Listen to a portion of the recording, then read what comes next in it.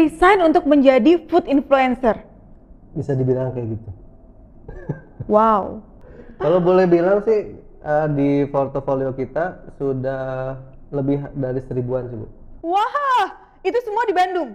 Di Bandung. Karena Dan memang di Bandung tuh loba pisan ya, geuning makanan teh.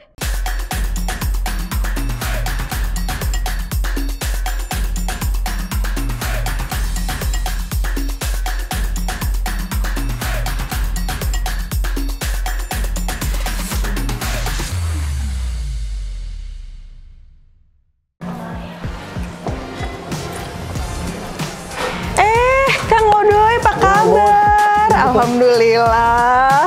Kumaha Kang? Lagi makan Alhamdulillah. apa ini teh? Cik, kita duduk heula. kita baru nyobain bakmi, bubur, pokoknya semua lah. Alhamdulillah. Sini, Enak teh, enak teh. Kumaha. Alhamdulillah, Masya Allah, enak, Bu. Aduh, seneng deh. Ini udah buburnya udah belum? Udah, Oh, bubur ceker ya? Bubur angsiok.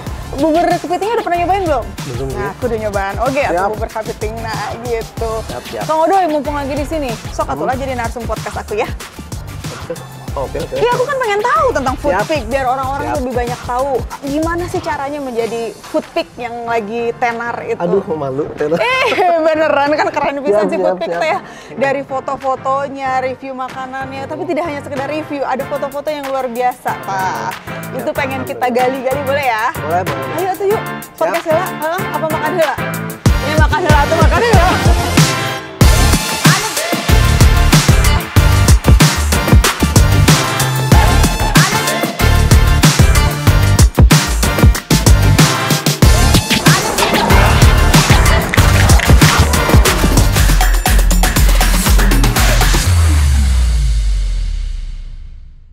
Hai, bersama saya Hira SKV di Hierarchy Insight. Bagaimana kita bisa melihat proses perubahan data menjadi insight.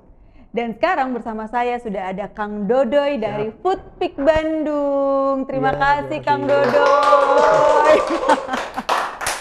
Aku seneng loh didatengin Food Pick Bandung nih. Food Pick Bandung nih buat teman-teman yang mungkin belum tahu, tapi aku yakin sih udah pada tahu semuanya pasti di sana. Adalah satu apa ya Kang Dodoy? Nah coba mungkin Kang Dodoy yang menjelaskan lebih lanjut tentang Food Pick Bandung. Oke, jadi Food Pick Bandung itu kami bisa menyebutnya atau ingin disebutnya sebagai food influencer. Bukan food blogger nih? Bukan sih, lebih ke kita pengen menginfluence tentang makanan, kuliner, food di Bandung khususnya. Apa bedanya Kang? Bentar, aku agak-agak maklum ya. Generasinya beda.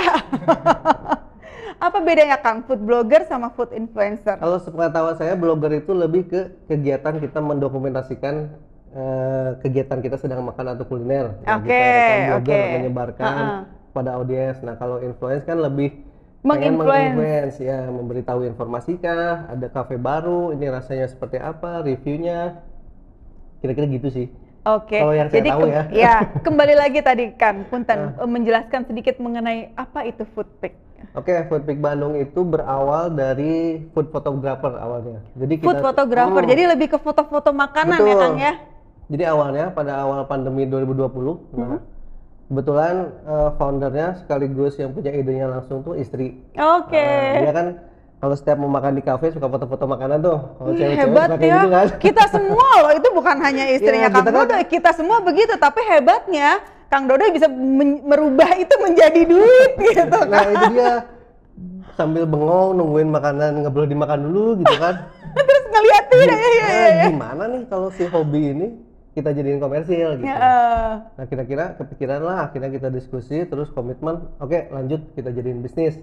Wah, hebat. Gitu, Terus. terus bisnisnya apa? Kebetulan istri memang sukanya foto-foto, ya udah kita mulai ikut kursus fotografi online ketika itu. Oh, ikut kursus Iya, beneran ikut. untuk bener-bener bisa mendalami bagaimana Iya, memoto betul. makanan dengan baik dan benar Iya, gitu. betul. Wah, luar biasa ya. Terus Kang. Nah mulai dari situ kita mulai buka penawaran-penawaran, siapa tahu ada yang mau difotoin. Nah lambat laun ketika akhirnya sudah mulai boleh kafe, pada saat pandemi itu sudah mulai datang lagi ke tempat kafe, maksudnya banyak juga tuh customer yang minta foto di lokasi, terus minta juga gimana kalau ditambahin video review sekalian. Nah dari situ kita putusin ya udah kita tambah produk deh, kita nambah video review atau video endorse. Oke. situ. Jadi asal muasalnya itu saat pandemi ya, saat Ya, kafe-kafe tutup. Betul. Dan waktu itu fokusnya adalah di foto makanan. Foto makanan. Jadi ngefoto-foto makanan untuk diposting-posting di sosial Ya, media. betul. Saat itu pandemi, jadi orang orderannya online gitu kali ya.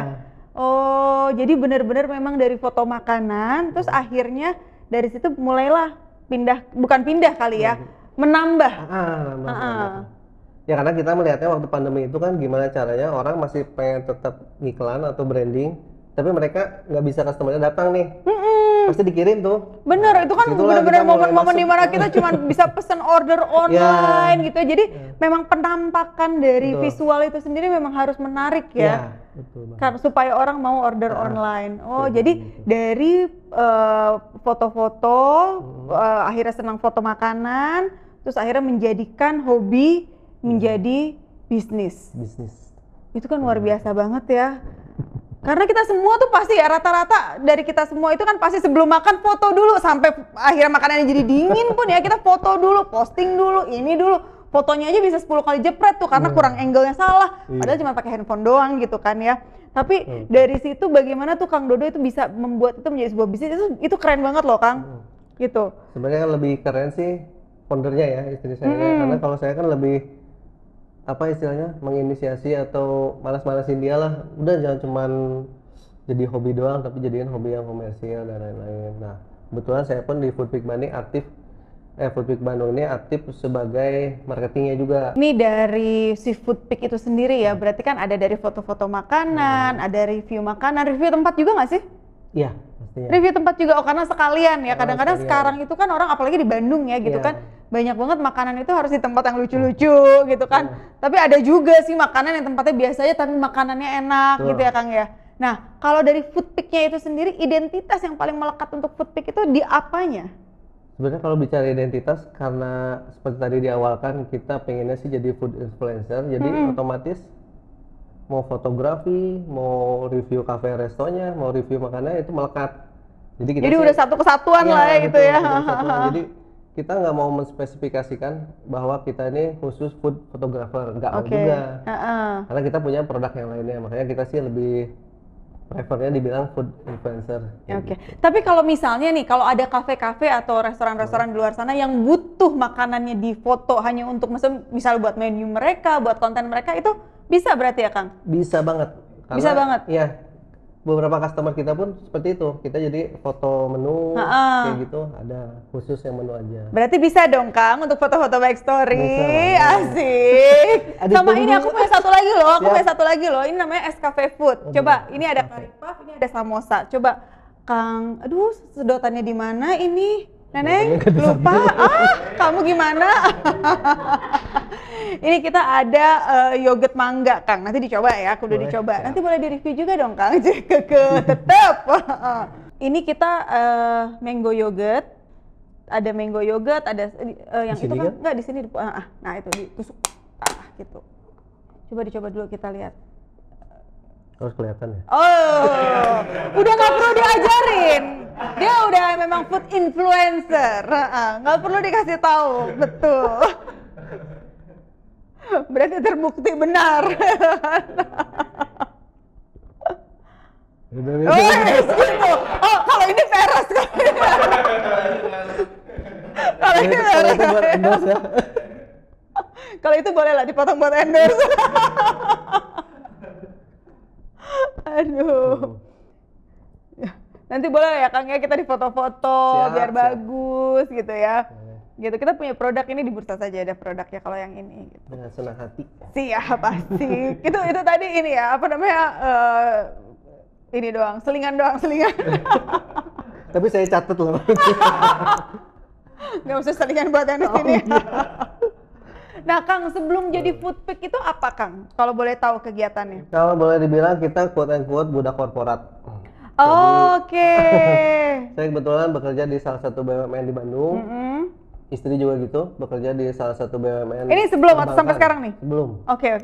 Jadi ketika pas pandemi itu, dan kita memutuskan untuk ada produk video reviewer atau video endorser, karena kan istri nggak mau tampil nih, nggak mau tampil di kamera karena udah komitmen.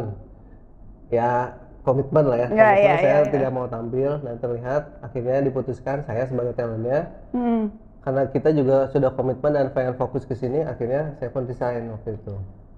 Resign untuk menjadi food influencer. Bisa dibilang kayak gitu.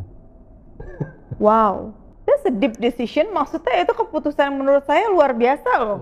Nggak semua orang ya saya rasa berani mengambil resiko sebesar itu. Apa yang membuat Kang Dodoy merasa yakin dan berani maksudnya gini, pada saat ya oke, kita menjadi budak korporat, tapi kan itu sesuatu yang nyaman, sesuatu yang pasti. Tiap bulan kita dapat ya kan, dapat income yang pasti, yang jelas gitu, ya kan. Menjadi food influencer kan menurut saya bisnis ya, ini kan sebagai salah satu bisnis ya Kang ya. Bisnis itu kan nggak ada yang pasti nih Kang, ya nggak sih? Gitu. Nah, kok berani sih Kang? Justru waktu itu kita melihatnya, atau bukan kita maksudnya, lebih prefer atau apa? Gimana lo? Saya maksudnya, saya waktu itu melihatnya apa yang kita kerjakan ini passion. Saya sama istri dulu memang suka kulineran dan traveling. Jadi ketika ada suatu wadah dan kita bisa jadiin bisnis, kenapa enggak gitu. Sedangkan waktu kita istilahnya kerja di korporasi kayak gitu, itu bukan passion ya? Itu nggak hobi ya? Kerja di korporasi itu nggak ada hobi ya? Kayaknya nggak ada ya hobi kerja di korporasi ya nggak sih? Saya sih lebih ngelihatnya ke waktu untuk keluarga ya. Waktu karena bisa bareng-bareng ngerjainnya udah ya? kurang lebih 10 tahun nih kerja di korporasi. Waktu itu saya ngerasanya ketika kerja ini waktu itu habis di luar itu istilahnya. Habis di kantor ya Kang ya, belum di jalan ya.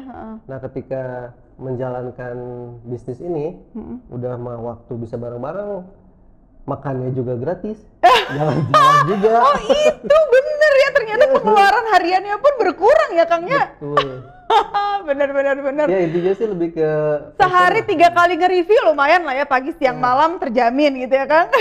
Amin. Iya benar-benar. Tapi luar biasa banget Kang. Berarti dari awal yang Kang Dodoy itu berada di zona nyaman lah ibaratnya ya, dengan mendapatkan kepastian tiap bulannya, berani melangkah ke sesuatu yang tidak pasti tapi menjanjikan. Begitu kali ya Kang? Gitu. Jadi pada saat memilih food influencer saat itu memang masih bekerja awalnya. Jadi nggak pernah nyoba-nyoba dulu jadi yang lain gitu, maksudnya influencer mungkin produk-produk lain selain makanan gitu nggak? Memang fokus di makanan dari awal. Sebelumnya masih sama, saat masih kerja juga saya sempat buka channel YouTube. Sebagai YouTuber juga di bidang review mainan. Mainan apa Kang? Mainan action figure kayak gitu. Karena memang hobi koleksi juga. Cuman dilihat kayaknya nggak berkembang sih. Modal gede lagi kan. Modal gede, beli si itunya ya. Iya. Ya udah akhirnya tutup lah, waktu itu bukan tutup, sempat udah nggak aktif. Nah, ketika ini dikasih ide lagi oleh istri, gimana kalau kita gini, ya udah itu langsung coba-coba, cocok, dan mungkin passion kita di sini, ya udah kita jalanin. Dan memang istri senang fotografi ya? Iya, senang. Dan akhirnya belajar untuk mendalami itu, sampai akhirnya menjadilah Foodpeak Bandung. Luar biasa, gitu Kang. Berarti kan kalau Foodpeak namanya aja food picture, ibaratnya gitu kali ya. Pic itu kan dari picture ya gitu.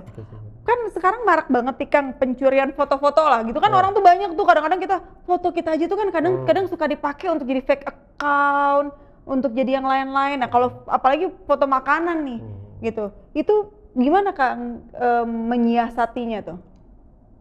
Jujur kalau kita mungkin belum terlalu concern ke property right dan lain-lain dalam hal ini. Paling yang kita lakukan untuk mengatasi itu ya kita pasang watermark di foto-foto yang dilakukan gitu. Jadi minimal walaupun itu dipakai orang dan lain-lain, setidaknya tahu sumbernya dari mana. Ya benar.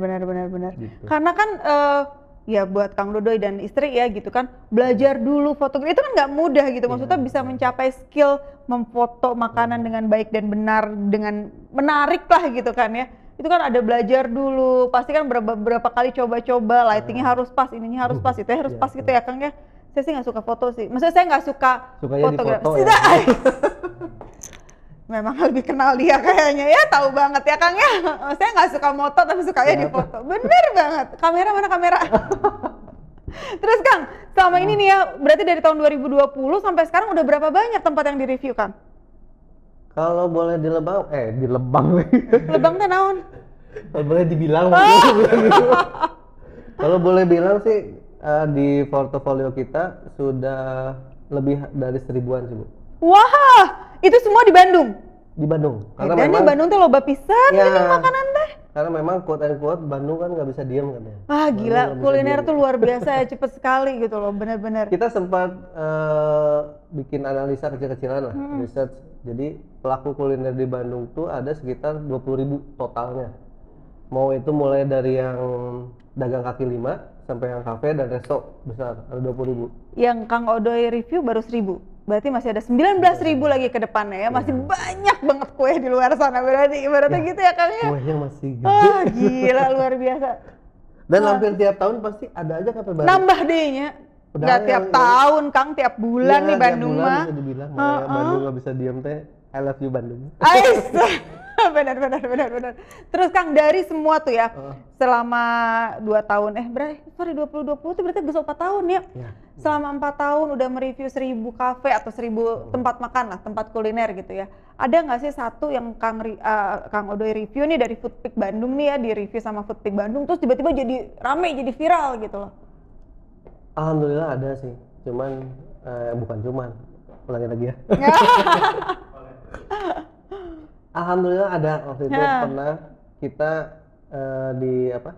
diapresiasi oleh si kafe tersebut, dipanggil kembali menyampaikan rasa terima kasihnya karena setelah direview. Beneran jadi rame? Ada.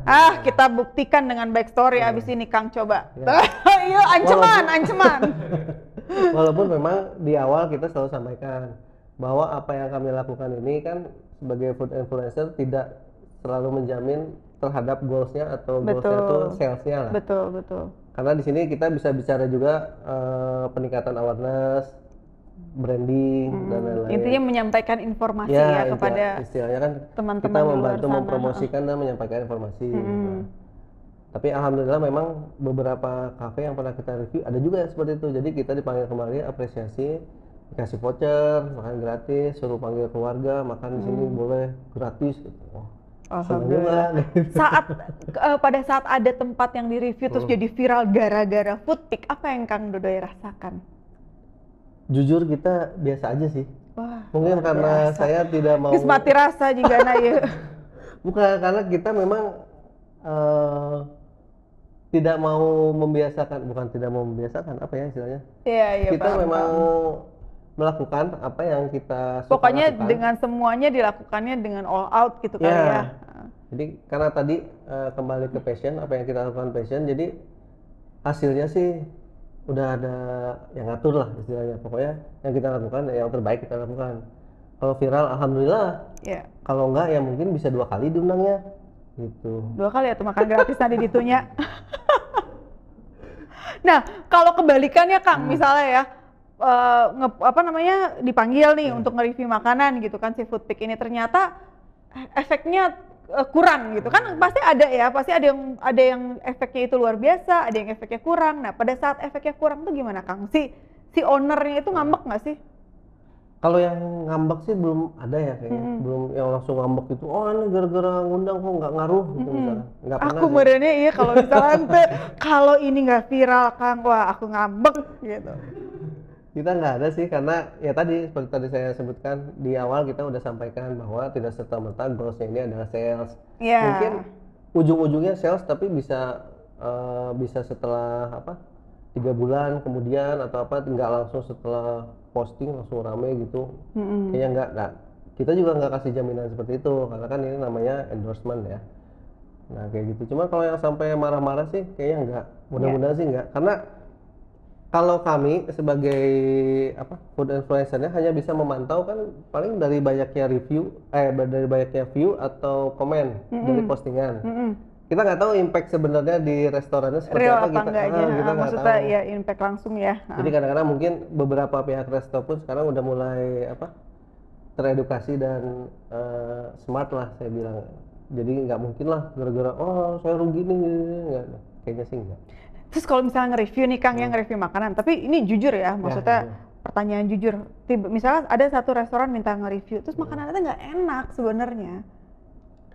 Kalau Kita kumaha tak menyiasatinya, tapi kan gus kerjaan ya. ya mensiasatinya jadi apa ya?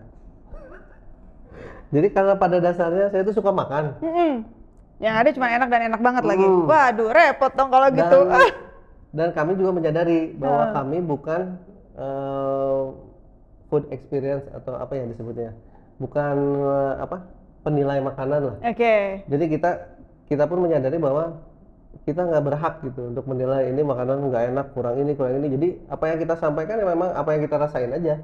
Oke, tapi kalau misalnya nih ya, Kang Dodo kan misalnya pas lagi nge-review, Kang Dodo bilang oke ini gini-gini, tiba-tiba netizen pada nyoba tuh, taunya nggak suka nih mereka. Ada nggak sih yang jadi apa sih negatif komen atau haters gitu, maksudnya haters komen ya gitu, maksudnya ih kok nggak sesuai sih sama yang di-review kayak gitu-gitu misalnya. Ada nggak sih yang para negatif komen gitu dari para netizen? Pernah ada, gitu? cuman bukan lebih ke makanan tapi lebih ke tempatnya. Oh, Jadi misalkan kita apa?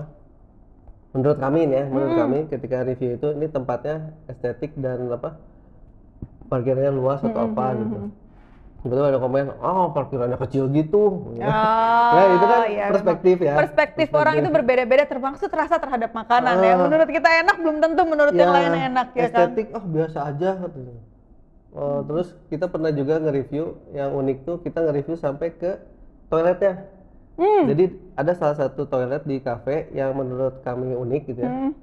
Karena untuk khusus di toilet ceweknya tuh disediakan panty liner dan lain-lain kayak gitu. Lebih lah inilah ya, jadi mereka apa namanya? Itu sempat viral juga tuh. Di Bandung ya teh? Di Bandung. Oh hebat ya. Terus banyak ya namanya netizen ya, ada juga yang komen, oh udah biasa itu mah di Jakarta. Ya saya bilang itu kan Jakarta, di Bandung mah jarang. Di Bandung prestasi ini. Iya benar. Ya, kayak gitu tuh, ya, itu netizen yang komen berarti orang Jakarta.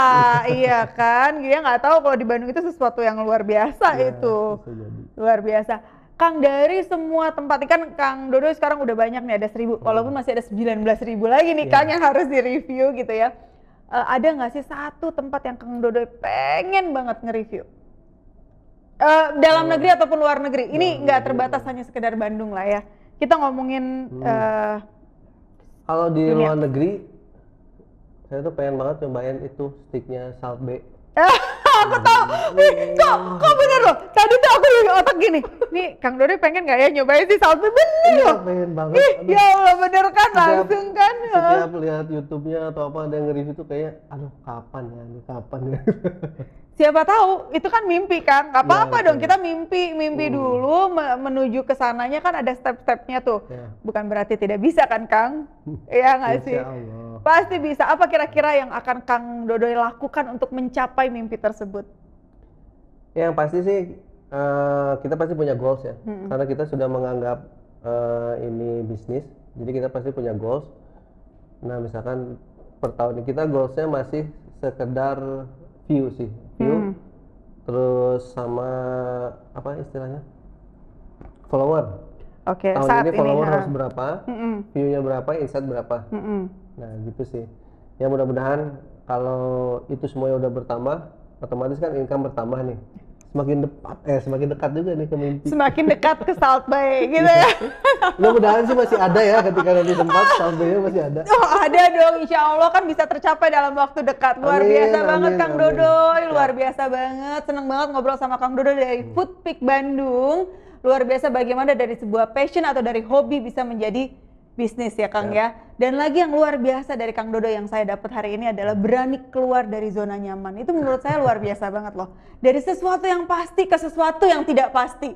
Itu nggak gampang dan saya yakin butuh keberanian yang sangat-sangat kuat ya Kang ya. Ya nggak sih? Kang Dodo ada closing statement nggak buat teman-teman? Mungkin lebih ke saya pengen nge-share moto hidup yang saya selama ini pakai ya, mulai dari dulu. Jadi ada satu quote yang saya suka banget, bahagia itu kita yang ciptain, bukan mereka. Nah itu tuh kena banget. Jadi apapun passion kita kita suka, kita lakuin, jalanin aja. Insya Allah kalau udah rezeki pasti ngikutin, gitu aja. Wah! Terima kasih banyak Kang Dodoy, terima kasih udah datang ke podcast Hira Es Cafe. Teman-teman, terima kasih kita telah mendengarkan insight yang luar biasa banget dari Kang Dodoy bahwa bahagia itu kita yang nyiptain, bukan mereka. Bersama saya Hira Es Cafe di Hierarki Insight. Bagaimana kita bisa melihat proses perubahan data menjadi insight. See you!